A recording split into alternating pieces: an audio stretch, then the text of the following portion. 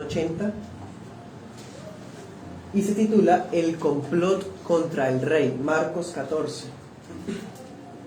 Vamos a estar viendo desde el versículo 1 hasta el versículo, ¿no les digo? Hasta el versículo 11.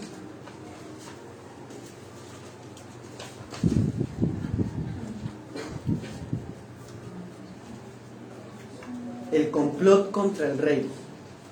Subtítulo: El precio de la honra y el de la deshonra.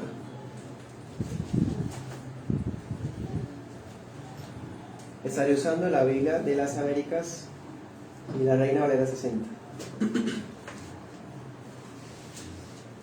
Dice: faltaban 2 días para la Pascua y para la fiesta de los panes sin levadura.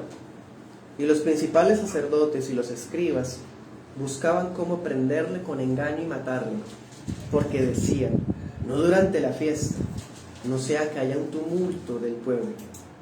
Y estando él en Betania, sentado a la mesa en casa de Simón el leproso, vino una mujer con un frasco de alabastro de perfume muy costoso de nardo puro,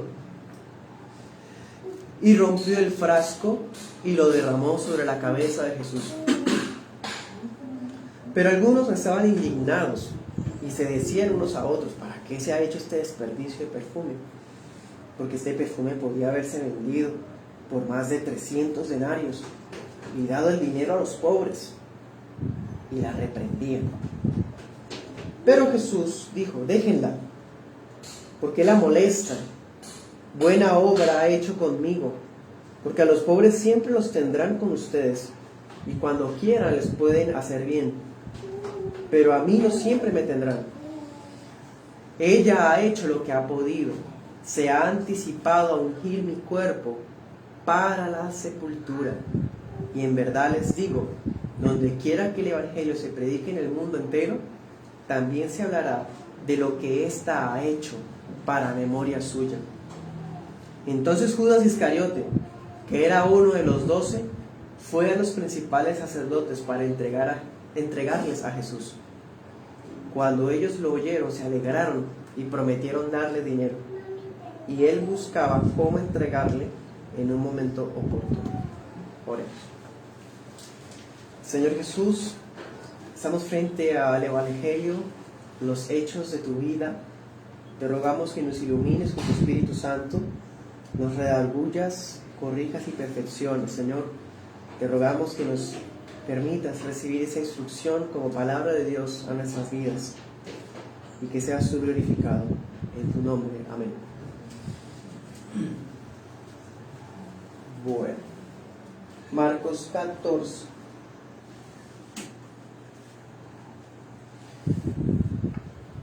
Hermanos, vimos todo lo que ocurrió el martes. Fue largo.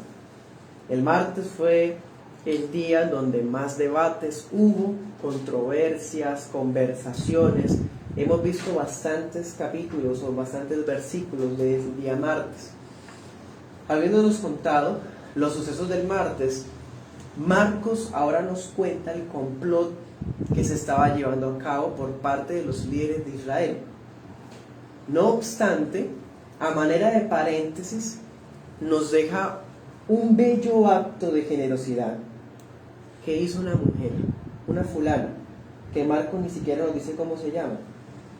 Y es una ofrenda que le ofrece, valga la redundancia, la mujer al Señor. También vemos la reacción que recibió del Señor y la reacción que recibió de los otros que estaban ahí, especialmente de Judas Iscariote. Ese va a ser nuestro tema en esta mañana en el culto. Vamos a estar viendo en 2 puntos. Primer punto, la adoración de María de Betania. La adoración de María de Betania, primer punto, versículos del 3 al 9. Y el segundo punto, vamos a ver la motivación de Judas Iscariote, versículos 1 y 2 y 10 y 11.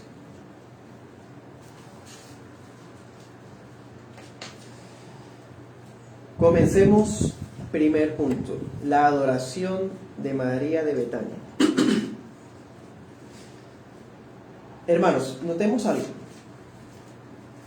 Versículos 1 y 2 nos cuentan el complot, ¿no? Del 3 al 9 cuenta lo que hizo la mujer. Y 10 y 11 vuelve al complot.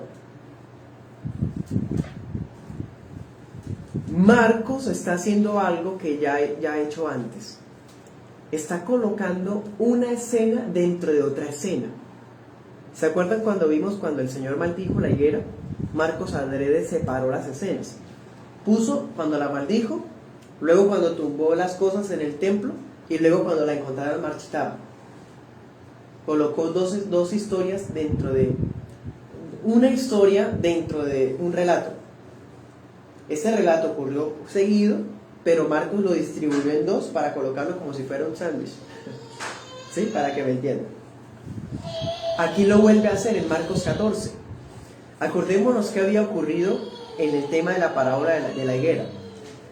Él quería conectar, relacionar los hechos, que la higuera era el templo, el sistema judío que estaba cayendo, que había perdido, que solamente dio hojas, no fruto. Aquí Marcos está volviendo a hacer lo mismo, colocando una escena dentro de otra, porque quiere mostrarnos la relación que hay, ¿sí? Porque nos surge una pregunta, hermanos. ¿Usted nunca se ha preguntado qué fue aquello que motivó a Judas a hacer lo que hizo? ¿Acaso él no estuvo con el Señor tanto tiempo? Él vio milagros, él vio señales, él mismo predicó el Evangelio. Es más, nosotros estudiamos hace unos años atrás, cuando Cristo los mandó de dos en dos. Hubo uno de los apóstoles que fue con Judas Iscariote, porque Judas también era un apóstol. Iban de dos en dos, él también predicaba. Él también hizo exorcismos, porque Cristo les dio poder y autoridad sobre los espíritus, sobre las enfermedades. Judas también pudo hacer milagros de sanidades, porque él tenía todo el poder que se le delegó a un apóstol. Entonces, ¿qué ocurrió en la vida de este hombre para hacer ese cambio tan diabólico? Pues hoy vamos a verlo. Vamos a ver qué ocurrió. El evangelista Marcos nos muestra cuál fue el detonante en Judas, en su corazón. Porque resulta que los fariseos y escribas están en el complot hace rato. Desde casi el comienzo del libro de Marcos hemos estudiado en esas 80 predicaciones, hemos visto que varias veces se han aliado. Ya han tramado cómo matarlo hace ya años, hace unos mínimo 2 años ya están planeando. Este complot no es cosa nueva. Lo que pasa es que ya están hartos, porque todas las predicas que Cristo ha dado han sido fuertes y los ha denunciado Cristo a ellos. Mateo es más explícito. Mateo cuenta que delante de todos Cristo habló de ellos, habló contra ellos y los confrontó, los reprendió. Entonces ya a esta altura esa gente está hastiada de Jesús y quiere matarlo. Entonces este complot no es cosa nueva. Pero Judas se unió. Era uno de los 12 y que se alía a esos fulanos que eran sus enemigos supuestamente. Estaban tramando matar al Señor y Judas se une. Por eso Marcos ubica la historia del ungimiento de Jesús por parte de una mujer en este preciso espacio. Lo ubica acá, de entre el complot de los escribas y sacerdotes y el complot de Judas. Anota este texto, Juan 12:1. O mejor dicho, los textos paralelos. Los textos paralelos son Mateo 26, del 1 al 16, Lucas 22, del 1 al 6, y Juan 11:45 hasta 12:8. Esta es una de las pocas historias que está en todos los evangelios hasta el Juan. Es más, Juan nos cuenta más cosas, más detalles que los otros no cuentan. Por ejemplo, en Juan 12:1 dice que esa mujer se llamaba María. Era la hermana de Lázaro y de Marta. En Juan sabemos eso. ¿Sí? Perdón, Juan 12:3. Juan 12:3. Está eso. Otro detalle, el apóstol Juan complementa. Y él dice que el suceso cuando Jesús fue ungido ocurrió 6 días antes de la Pascua. Juan 12:1 dice eso. Quiere decir que el ungimiento de esto que estamos leyendo hoy ocurrió antes de la entrada triunfal a Jerusalén, o sea, ocurrió el sábado. Pero ya pasó el martes, ¿cómo así? Para que se den cuenta. Marcos está trayendo esa historia que había ocurrido días antes y la mete acá para mostrarle al lector por qué Judas actuó como actuó. Por eso la ubicó así, dentro de estos dos, dentro del complot. El ungimiento de Jesús ocurrió 6 días antes de la Pascua, cuando Jesús estaba en Betania. ¿Cuándo estaba Jesús en Betania? Anótenlo, Marcos 11:1. Ahí en Marcos 11:1 dice que él estaba en Betania. Eso lo vimos hace meses atrás, cuando íbamos en Marcos 11. También dice Marcos 11:11. También está eso. Bueno, profundicemos un poco más en el relato. Veamos versículo 3. Dice, estando él en Betania. Por eso Marcos dice esa frase, estando él en Betania, porque el Señor estuvo en Betania en Marcos 11, días atrás. ¿Sí? Sentado a la mesa, bueno, eso es una traducción, porque en los tiempos de antes no había sillas a la mesa. Ellos no se sentaban a la mesa, ellos se reclinaban a la mesa, porque la mesa era en el suelo. En el idioma original dice textualmente, se reclinó a la mesa, dice la expresión. Pero bueno, dice que era ¿en dónde? En casa de Simón el leproso. Cuando se le dice el leproso como una especie de apodo, da a entender que el hombre fue sanado por Jesús de la lepra. Porque un leproso no podía estar en sociedad y no podía invitar a la gente a la casa. O sea, este hombre fue sanado por Cristo. Entonces quedó así como el leproso, el que fue sanado de lepra. ¿Qué más información tenemos de ese Simón? Solamente podemos deducir que era un discípulo del Señor. Y de pronto era el padre de familia de esa casa, en donde estaba Lázaro, Marta y María. No sabemos más, no tenemos más información de él. Bueno, entonces, pues si Cristo accede de ir a la casa de él, es porque este Simón es alguien, un discípulo, que lo invitó a su casa a hospedarse. Bueno, ¿qué más dice el texto? Se reclinó a la mesa en casa de Simón el leproso y se vino una mujer. Marcos no nos dice quién es. Y es extraño porque al final ustedes se acuerdan que decía que vamos a recordar lo que ella hizo para siempre. Entonces es extraño que digan que vamos a recordar lo que hizo, pero ni siquiera sabemos quién es. Pues hermanos, eso resalta que Dios no comparte su gloria con el hombre. O sea, aquí la idea no es exaltar a ella, la idea es exaltar lo que ella hizo. Y vamos ahorita a estudiar por qué. Vino una mujer. ¿Qué más dice? Ya sabemos que se trata de María, hermana de Lázaro, por Juan 12:3. Dice que vino con un frasco de alabastro con perfume de nardo, muy costoso. Hermanos, el solo frasco era un objeto de lujo. Era un frasco de 355 mililitros, más o menos, de color blanco, es un poco estiradito. Y era un artículo de lujo, el solo frasco. Y el perfume era uno muy raro, es más, importado desde la India. El nardo puro era importado desde la India, hecho de la raíz de una planta del Himalaya. Imagínense cuánto valía. Era un objeto, hermano, de alguien, una persona rica. O sea, sí eran personas de muy buen estatus social y económico. Lázaro, María y Marta. Bueno,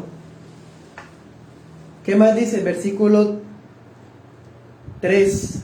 Rompió el frasco, porque esos perfumes, para poder abrirlos, había que partirles la parte de arriba. Como hoy día hay perfumes de vidrio, como también los de los contenedores de las jeringas, no, de las, ¿cómo se llama? De las ampollas, perdón.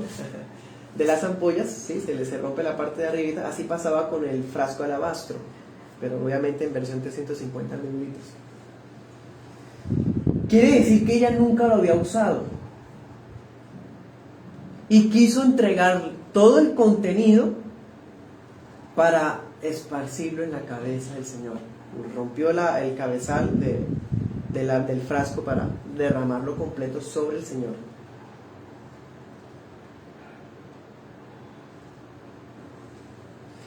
Una de las objeciones que dicen los judíos que no creen en Cristo contra el Señor Jesús es que Jesús nunca fue ungido como rey.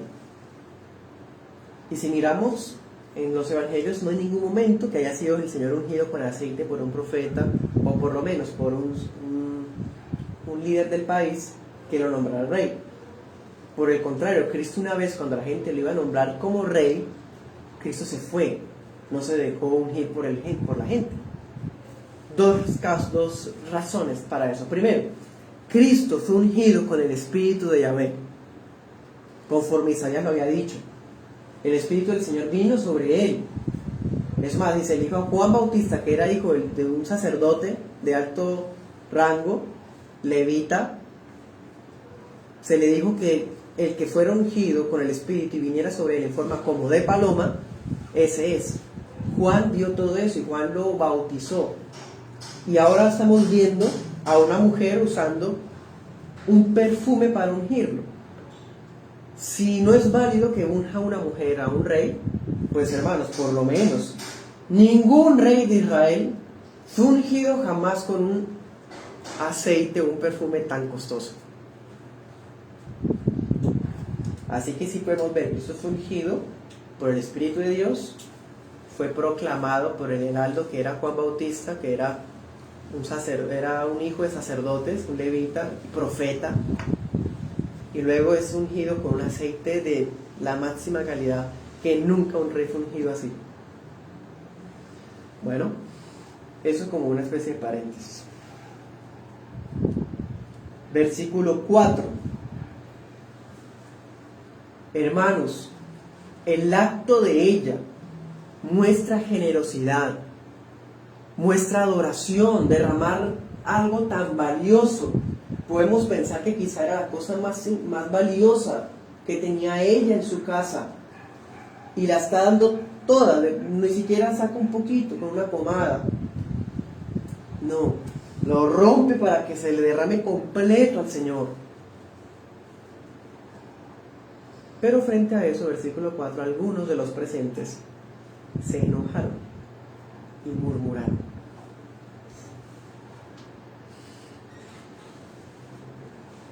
Hablaron severamente de ella, contra ella. Versículo 4 nos muestra que los que estaban ahí siendo discípulos, porque ahí no hay ningún fariseo o escriba, ¿no? O sea, eso es una cena, una comida de discípulos en casa de un discípulo. Pero a pesar de eso, todos piensan que fue un desperdicio.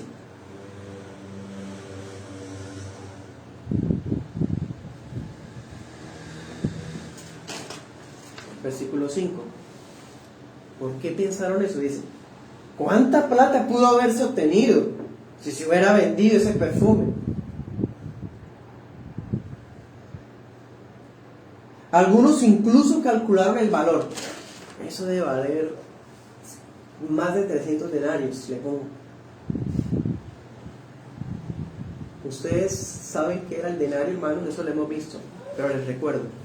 Un denario era la paga por el trabajo de un día. Quiere decir que ese perfume valía más del salario anual de un jornalero mínimo.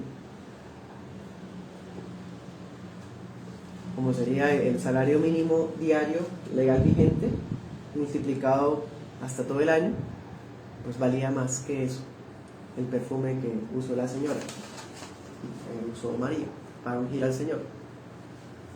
Y miren esto, primero, qué desperdicio, eso vale más de un año de trabajo.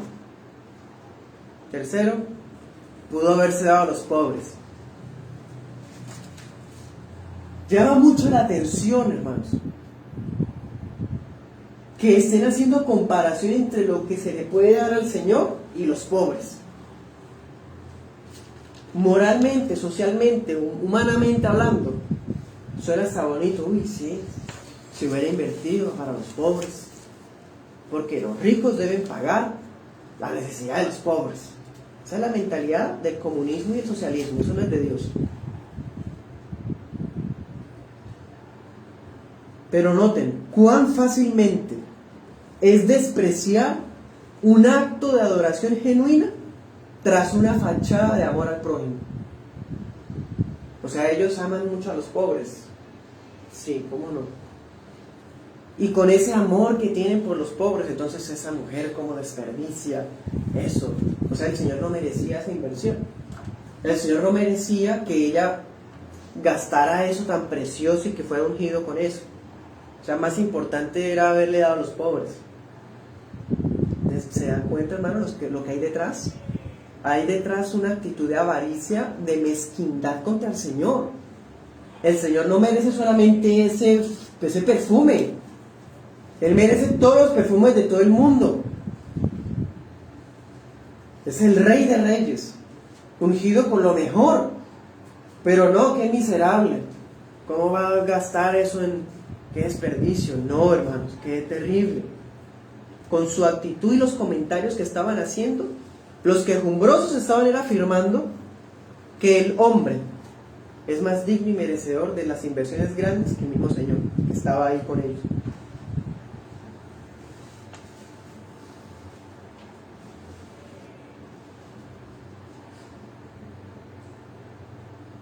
Así es el mundo, hermanos.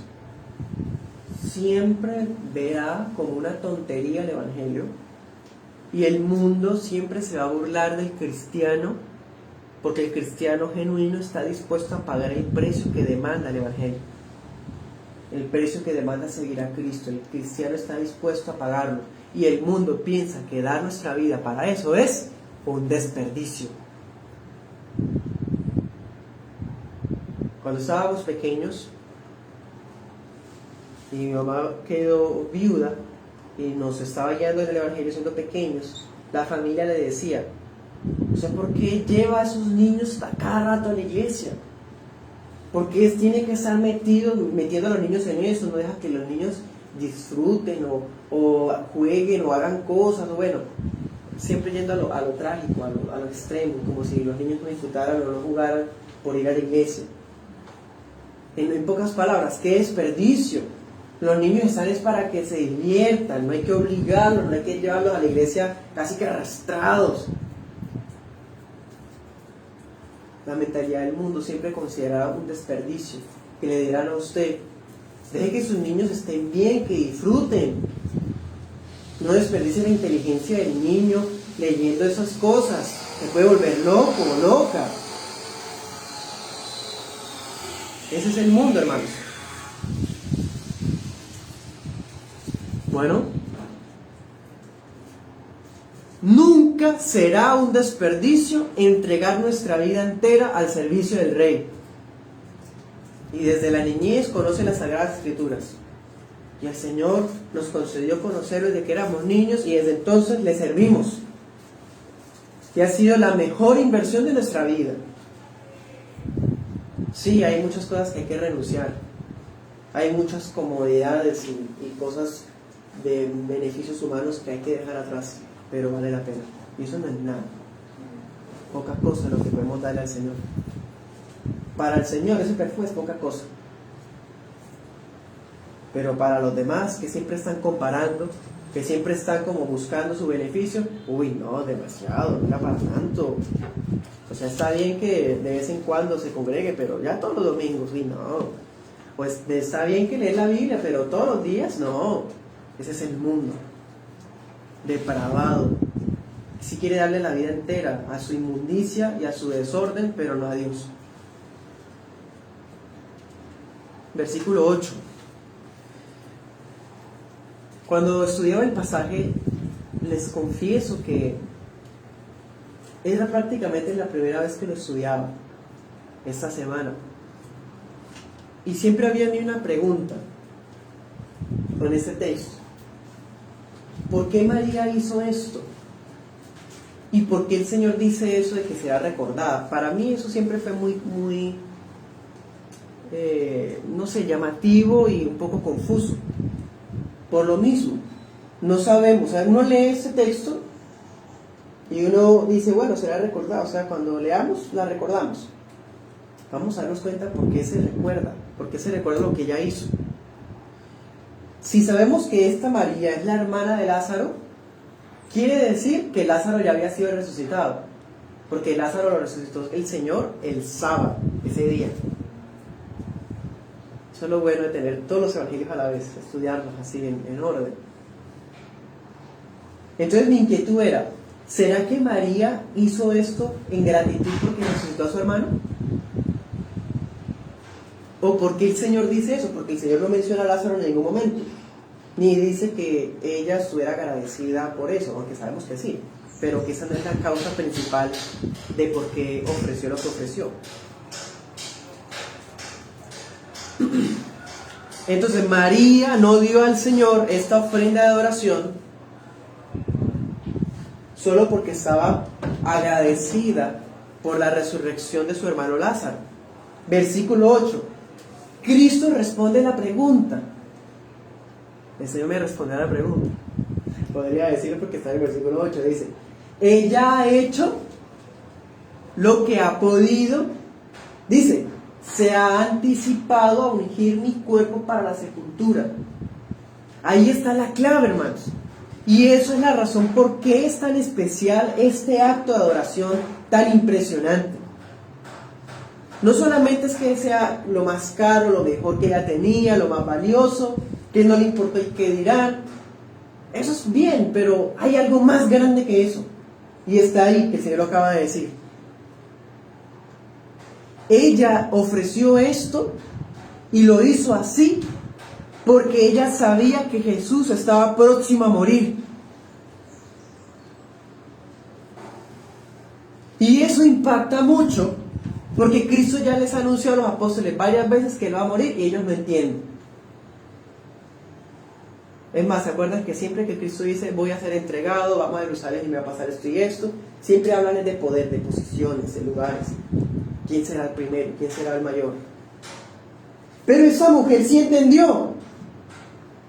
Ella le entendió al Señor lo que el Señor había dicho. Ella entendió el Evangelio.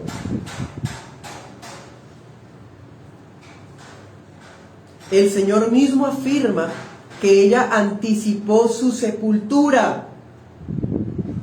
Ella sabía que esa semana Cristo iba a morir. Y que cuando ella llegara a Jerusalén, cuando fuera la entrada triunfal, y bueno, el lunes, martes, donde vamos, el Señor iba a ser asesinado, ejecutado.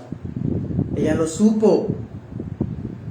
Es como si el Padre se lo hubiera revelado. Por eso, versículo 9, donde quiera que el Evangelio se predique en el mundo entero, también se hablará de lo que está hecho para memoria suya. Por eso la recordamos. Y esto es algo muy especial también, ¿saben por qué? Porque es el trato que le da Dios a la mujer en el nuevo pacto. ¿Quién fue la primera persona en ver a Jesús resucitado? Una mujer. ¿Y quién fue la primera mujer en entender el Evangelio, que Jesús tenía que morir? Una mujer. Muy especial esto, hermanos. En los tiempos de antes, en el siglo I, era una práctica usual ungir los cadáveres con especias y perfumes. Entonces ella estaba ungiendo al Señor no para ungirlo como rey, sino anticipando la sepultura.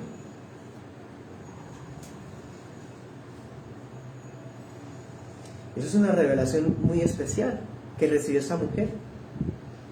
Las predicciones que los apóstoles no habían entendido, María sí las entendió. María de Betania sí las entendió.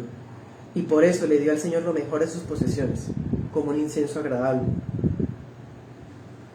O sea, ella es como si ella supiera que cuando Jesús estuviera en Jerusalén ya ella no podía estar más con él, que el día que lo arrestaran se los iban a arrebatar, ya no iba a haber oportunidad de ella llevar el frasco al lavabo y ungir su cadáver, no, porque iba a ser todo rápido. Así fue, ¿se acuerdan? Entonces ella dice, no voy a tener otra oportunidad, ahora que lo tengo cerca voy a hacerlo. ¿Se dan cuenta, hermanos? Qué impresionante. Y sin que ella dijera que es profetisa o algo así, ¿no? Ella se anticipó a hacerlo ahora que lo tenía cerca de sí. ¡Qué hermoso! Dice un comentarista, MacDonald, la parafraseo: la fragancia de ese perfume sigue llegando hasta nuestros días. Cierro. Versículo 6. Pero Jesús dijo, dejadla. ¿Por qué la molesta? Por eso el rey la defiende. El rey defiende a la mujer de esos hombres y la elogió. Dice, lo que ella hizo es una buena obra conmigo. ¿Cuándo Jesús había dicho esto de alguien? No, nadie. Alguien había hecho una buena obra con él. Esta es una buena obra con Cristo. Por eso el Señor la defiende. Por otro lado, déjenla, no la molesten, la defiende, ¿cierto?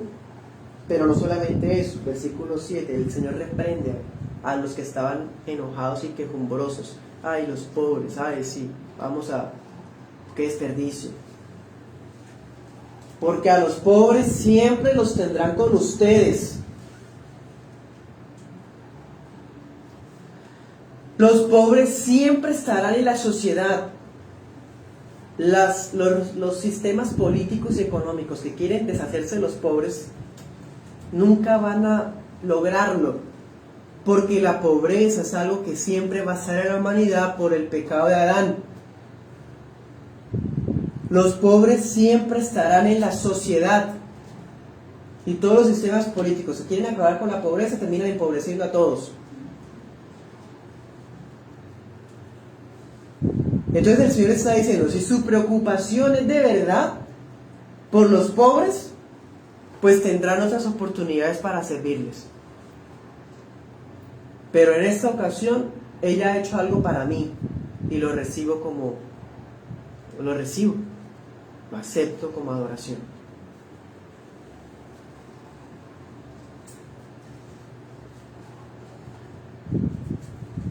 Leamos Deuteronomio 15:11. Jesús está aludiendo a este versículo. Tanto en el Antiguo como en el Nuevo Pacto se establece que los pobres siempre estarán. Y de hecho es una oportunidad para probar al cristiano a ser generoso. Porque el pobre está para que el cristiano aprenda a compartir. Y miren eso, Deuteronomio 15:11. Nunca faltarán pobres en tu tierra. Por eso te ordeno diciendo, con liberalidad abrirás tu mano a tu hermano, al necesitado y al pobre en tu tierra. Algunas veces es por pereza, otras veces por inversiones ilícitas. Ante esas cosas no estamos obligados a ayudar, hermano, así como lo oye. No estamos obligados a ser asistencialistas, de ser alcahuetes, de que la persona simplemente está mendigando, pudiendo hacer otra cosa. El asistencialismo no es de Dios, porque crea perezosos y es como un parásito de la sociedad. Pero sí debemos ayudar a aquellas personas que por providencia de Dios están pasando por situaciones difíciles. Una hermana viuda, alguien que perdió el empleo, alguien que está esforzándose por encontrar y nada que encontrar. ¿Se dan cuenta cómo cambia el asunto? Cuando Dios en su providencia es el que está cerrando las puertas, ahí es cuando la iglesia debe ayudar. Alguien enfermo, está incapacitado, ahí hay que ayudar, ahí sí se puede ayudar. Bueno, Un detalle interesante, volvamos a Marcos, es que Marcos es el único en decir esto. Cuando quieran pueden hacerles bien. O sea, Marcos está queriendo decir, es como si estuviera explicándonos. El Señor no está diciendo que a los pobres no hay que ayudarlos. El Señor lo que está diciendo es que en ese momento ella invirtió en él y el Señor lo aceptó. Y a los pobres habrá oportunidad de ayudarlos en otras maneras y en otros momentos. ¿Sí? Eso es lo que está queriendo decir. Bueno.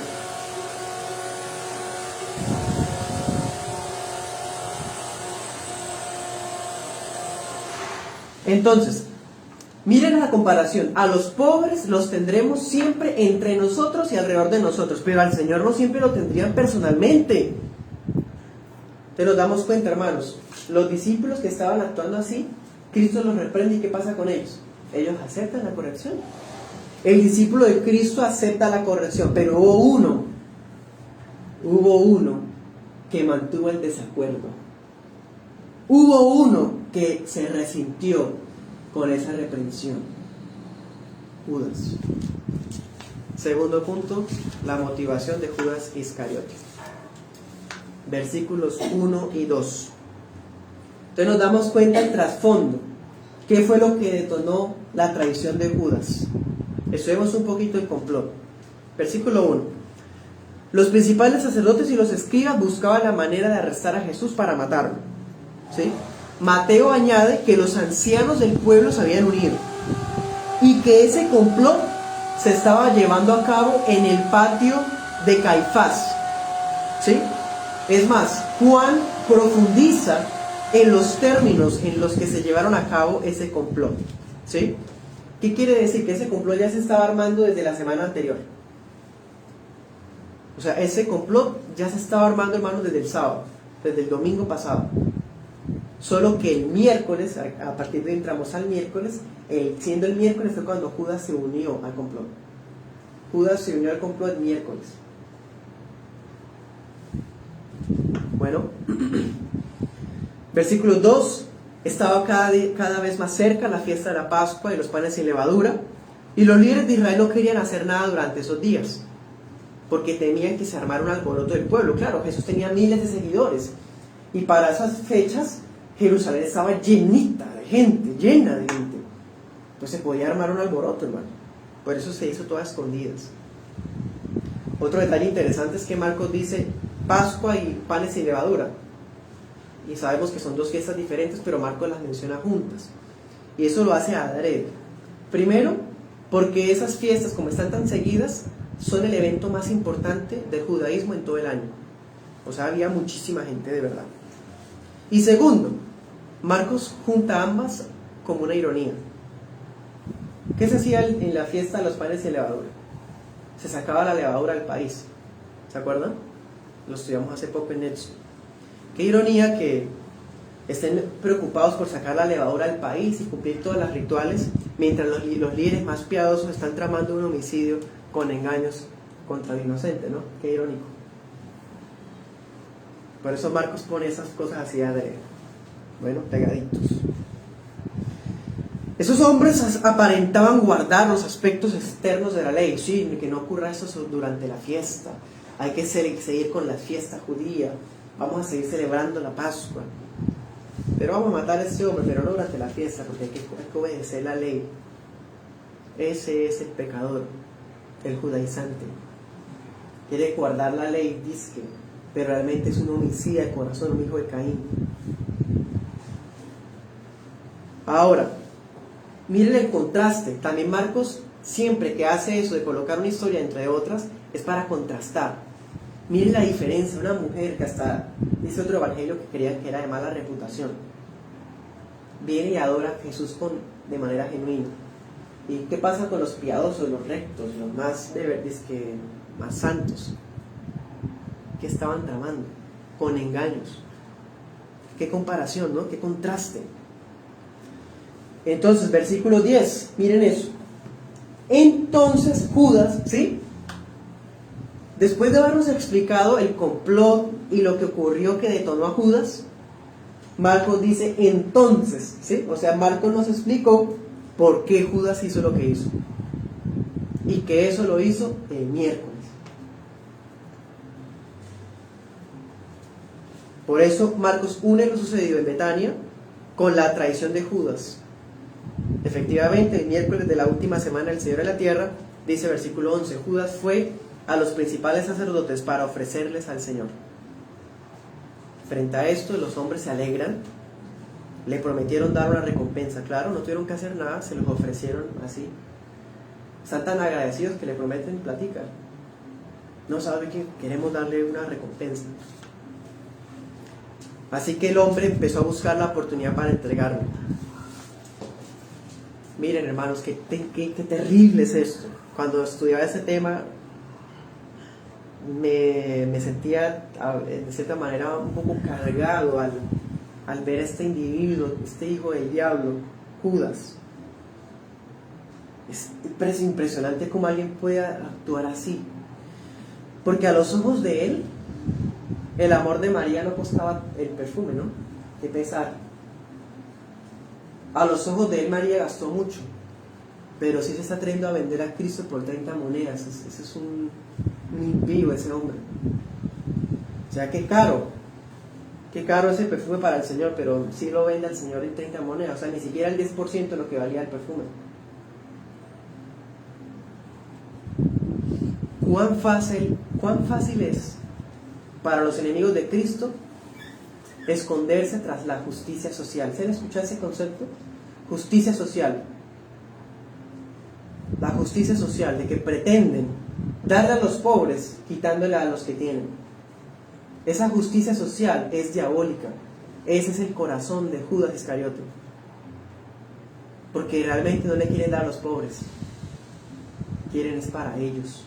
Por eso los regímenes así siempre terminan poderosos y ricos, los que están allá gobernando y repartiéndole a los pobres supuestamente. Ese es el corazón de Judas. Miremos Juan 12, 4. Y aquí está más escueto esto que les estoy diciendo. Juan 12, 4.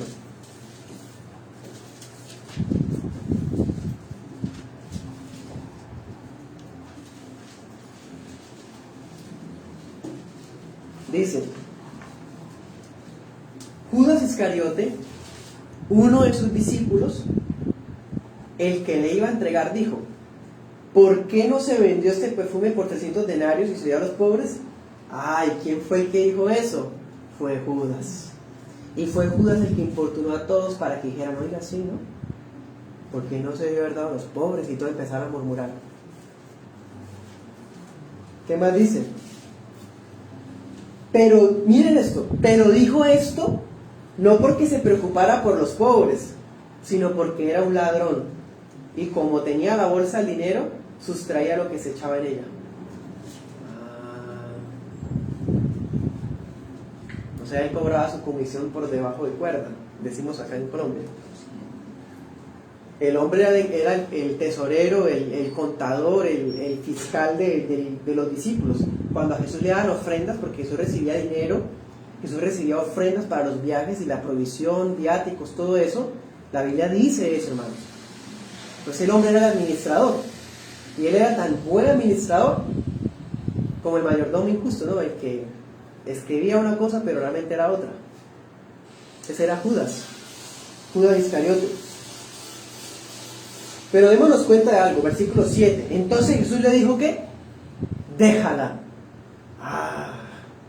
El Señor defendió a la mujer de ese impío, para que lo guarde para el día de mi sepultura. Porque a los pobres siempre los tendrán con ustedes, pero a mí no siempre me tendrán. Por eso Judas hizo lo que hizo, hermanos. Se le quitó la oportunidad de sustraer su partecita, y también no le gustó que lo reprendieran delante de todos. Ya eso para él fue el ultimátum. Ven, ese es el corazón de Judas, de este impío. La verdadera motivación de Judas no era el bien de su país, no era la necesidad de los pobres. En realidad era un pretexto para extraer ganancias egoístas, porque la envidia y la avaricia se pueden esconder tras una fachada de preocupación por los pobres. Quitar a los ricos para los pobres, ¿qué es? Eso es envidia. Y genera en la sociedad un corazón resentido para odiar a los que tienen. Eso es envidia. Y avaricia, claro, desear lo que no es de uno. Y pretender enriquecer o igualar las condiciones de todos. Eso es avaricia, es pecado. Pero se esconde tras la fachada de justicia social, tras la fachada de los pobres. Ese es el corazón de Judas Iscariote. El Señor Jesús no patrocina esa maldad, por eso lo reprende. Y ahí salió a reducir la maldad del corazón de este hombre, cuando el Señor defendió a una mujer débil, pero que estaba arrepentida y estaba adorando de verdad. Y le descartó los intereses de él y lo reprendió. Eso ya para él fue el colmo, fue lo máximo ya. Ya no podía aguantar más al Señor. Por esas razones, Judas se ofreció a organizar el arresto de Jesús. Él fue el que organizó todo, pese a todo el tiempo que estuvo con él. María entendió el Evangelio, por eso la recordamos. Pero este individuo, siendo uno de los 12 apóstoles iniciales, nunca entendió el Evangelio. Nunca entendió la misión del Señor. Nunca entendió la necesidad de que Jesús muriera en la cruz por nosotros. Él nunca entendió el Evangelio. El resultado, el subtítulo de hoy, ¿se acuerdan? El precio de la honra. Ella honró a Cristo, Dios honra a los que lo honran. Honramos el acto de María hasta los días de hoy. Pero el precio de la deshonra también se paga. Judas Iscariote será el hombre más vil y desgraciado de todo el universo y será recordado como tal. Qué contraste, ¿no?, entre una mujer que había sido despreciada y un individuo del que se esperaba mucho, un hombre. No podéis servir a Dios y a las riquezas. Judas escogió a quién servir. ¿A quién le serviría a usted, hermano? ¿A quién le va a servir? ¿O a quién le está sirviendo? Para terminar, digamos lo siguiente. ¿Se acuerdan que los fulanos no querían durante la fiesta hacer nada? Pero el decreto decía que era durante la fiesta, porque Cristo es el Cordero Pascual. Entonces, aunque ellos no querían, Dios está en control, aún en los actos más ruines de la humanidad. Si ellos no querían ejecutar a Jesús durante la Pascua, el plan del Padre era que sí, que fuera en la Pascua, porque se reemplazaría la Pascua de los judíos con la Pascua cristiana. El Cordero de Dios tenía que ser sacrificado conforme la ley de Moisés lo había predicho. ¿Sí? Entonces, hermanos, otra aplicación, los dos actos que aquí Marcos contrasta muestran esta verdad. Dios honra a los que lo honran. ¿Sí? La primera la vamos a recordar a María, como en todos los evangelios se menciona, Mateo, Marcos, Lucas y Juan. Y en todo el mundo, todas las iglesias del mundo recuerdan lo que hizo. Pero también recordamos al otro individuo de manera negativa para siempre, en todas las iglesias y en todo el mundo. ¿Ven? Oremos.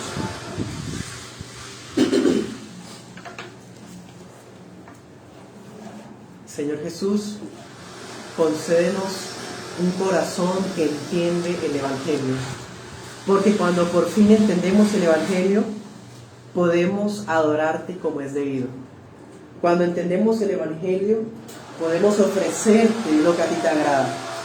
Te rogamos, Señor, que hallemos gracia a tus ojos y que nos guardes de todo tipo de envidia, de avaricia o de resentimiento contra la corrección, Señor, como lo hubo en Judas Iscariote. Hoy conmemoramos, conforme tú lo dijiste, el acto que hizo María de Betania, Señor. Gracias por dejarnos esta enseñanza que marcará y ha marcado a la iglesia por siglos. Gracias, Señor. También sabemos que un día ese hombre fue quitado de su lugar y colocaste a Matías, a otro apóstol mejor que él, porque completaste el número, Señor. Así también sabemos, Señor, que tú preservarás a los tuyos y a aquellos que no, oh Señor, tú te encargarás. Tú honras a los que te honran. Concédenos honrarte como tú lo ordenas en tu palabra, por los méritos de Cristo y con la ayuda del Espíritu Santo. Amén.